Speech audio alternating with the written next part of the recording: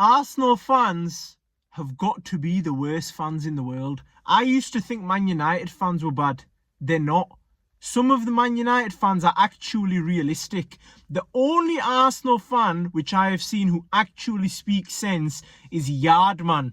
The rest of AFTV are cooked. What is Robbie talking about? The Champions League format? You're only annoyed at the format because you can't win games.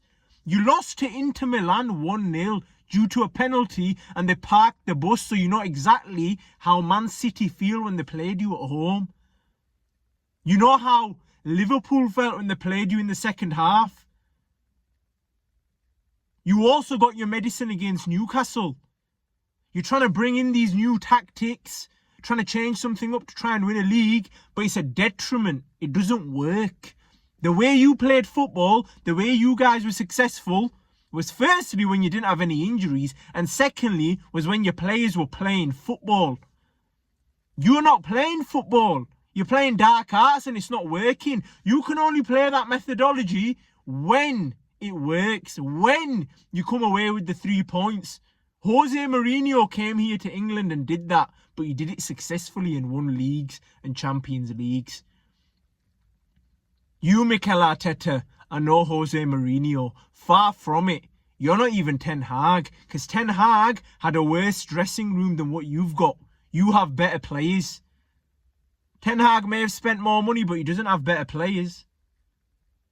Ten Hag won an FA Cup final against Manchester City. Mikel Arteta doesn't beat Manchester City.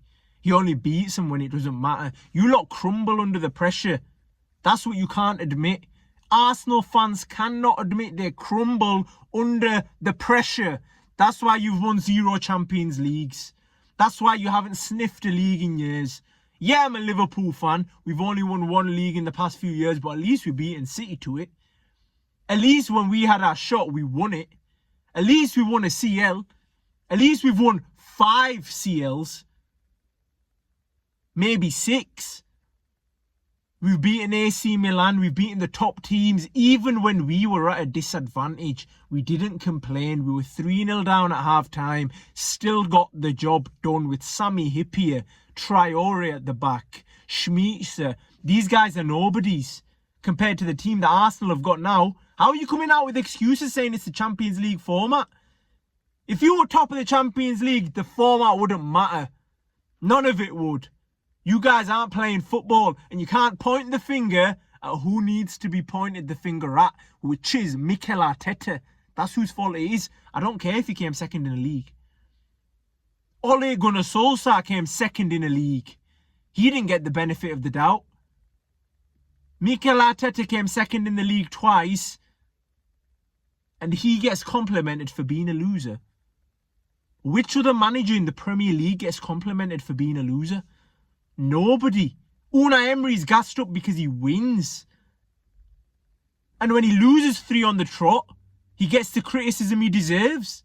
And even then, Unai Emery actually wins proper trophies with worse teams.